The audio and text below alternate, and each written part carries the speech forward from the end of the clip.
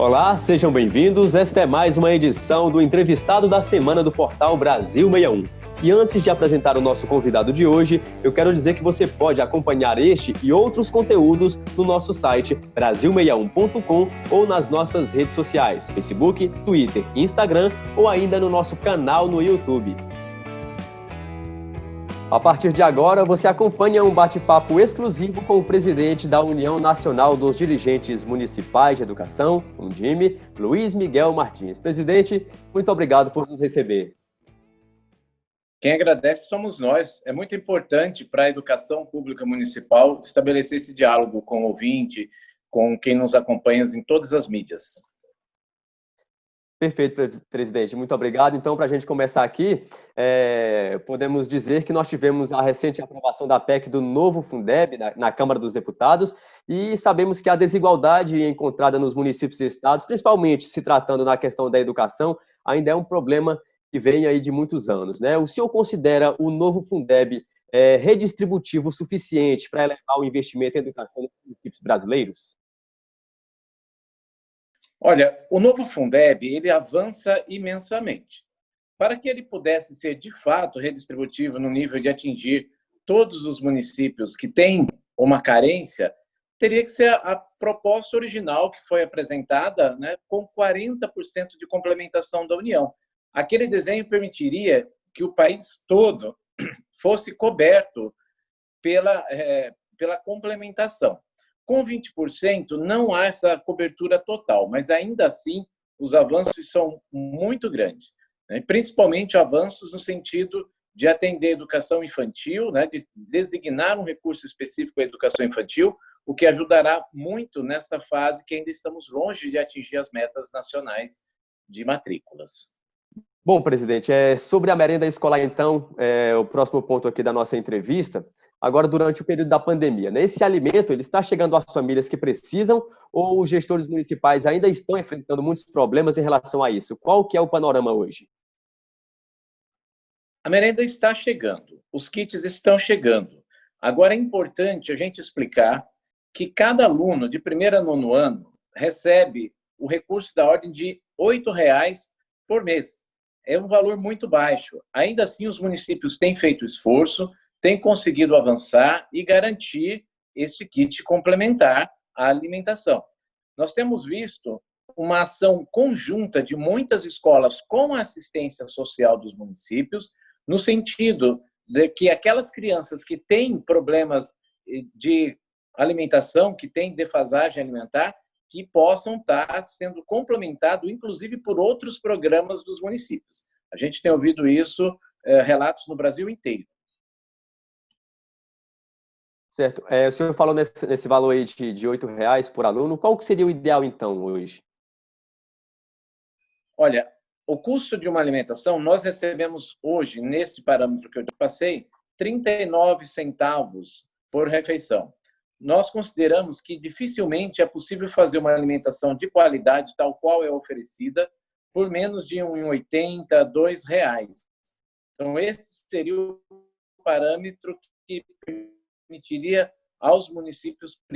E aí aquela pergunta, mas como o município consegue? Duas formas. Primeiro, que tem o ganho de escala, se produz em grande quantidade. Eu não tenho como, por exemplo, fracionar uma embalagem de um produto agora para entregar. Não consigo fracionar um pacote de 5 quilos de arroz.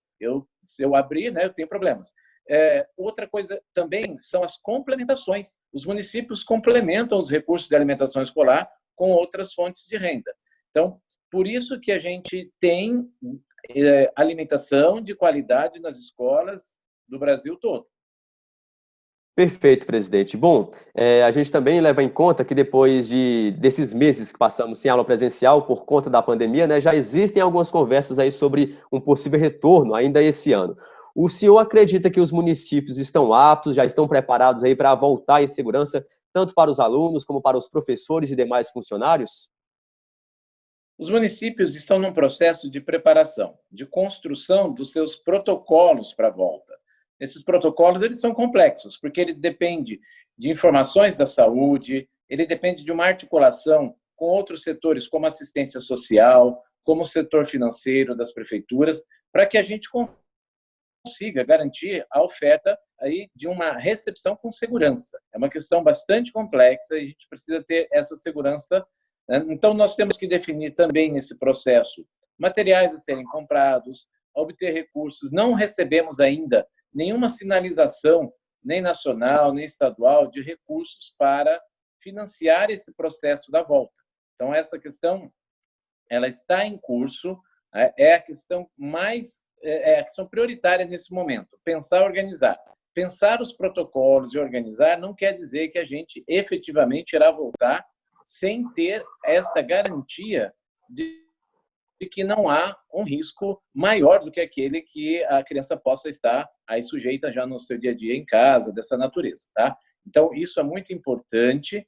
É importante que se diga que há uma complexidade nessa ação, né? Nós estamos lidando pela primeira vez com um cenário dessa natureza. Os municípios estão muito empenhados, os estados também, estamos trabalhando à medida do possível conjuntamente.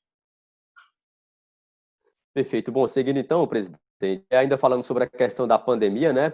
Eu queria saber do senhor como é que está sendo a relação entre as unidades estudantis e o governo federal, representado aí pelo Ministério da Educação, durante esse momento de crise. Não, existe um comitê operativo emergencial do MEC, que trata das questões desse momento de crise, né, que se reúne, né, periodicamente. Nós temos cobrado do Ministério da Educação, sobretudo via FNDE, que é o órgão que faz o financiamento das ações, um programa e o financiamento das ações na volta agora, de algumas dessas ações, pelo menos, que permita comprar equipamentos de segurança, né, materiais como álcool gel, sabão, instalação de equipamentos necessários nesse processo, tá? O diálogo a gente gostaria que tivesse mais adiantado, até mais intenso, né? Mas com toda essa questão de troca ministerial, esse contexto, isso ficou bastante travado. A expectativa é que isso possa avançar agora. Mas, de uma forma geral, os municípios não têm esperado e ficado dependentes disso. Estão fazendo o que pode também com seus próprios recursos. Certo. Dentro dessas ações que o senhor cita aí, que os municípios estão fazendo, quais são as mais importantes nesse momento? A principal ação é a organização do plano de volta, o plano para o regresso. Este protocolo, né, ele deve acontecer no âmbito do município, com envolvimento das áreas de saúde, de assistência social, do Conselho Municipal de Educação, das famílias, né, que vai definir quais serão as ações a serem feitas nas escolas. E as escolas, por sua vez, começar a pensar como será o espaço escolar. Com base nas informações que a gente já tem, a gente sabe que a gente tem que diminuir o contato, a gente sabe que a gente tem que aumentar o distanciamento, e aí ficam os desafios. Nós diminuiremos o tempo de aula, teremos alunos todos os dias, vamos ter alunos em dias alternados, quais são os cuidados que são importantes. Então, este é um momento intenso no qual se está trabalhando na elaboração destes itens e depois, na sequência, também já pensar a reorganização pedagógica, né? De que forma a aprendizagem se dará, o que será feito na escola, o que continuará sendo feito em casa e assim por diante. Certo. Bom, presidente, para fechar aqui, eu gostaria de saber do senhor o que a pandemia e a inclusão digital, que foi necessária, ou pelo menos deveria ter sido agora por conta do distanciamento social, né, vão deixar aí como legado para a educação brasileira. Veja bem, nós temos muitos aprendizados, né? Normalmente a gente usa até a palavra legado numa expressão mais positiva, né? Eu diria que esse momento é o aprendizado pela dor, né? Eu acho que é o aprendizado de que nós precisamos estar mais atentos a uma série de questões, né? As nossas normas de convívio, as nossas normas de higiene, a gente precisa ficar atento nesse sentido, mas mostra também que a gente precisa agir, que a gente não pode ficar inerte, que é importante que, mesmo diante de uma diversidade, a gente busque alternativas. A gente vai acertar, a gente vai errar, vai ser mais efetivo, menos efetivo, mas, de uma forma geral, nós estaremos fazendo um movimento de construção de soluções. E todo mundo pode.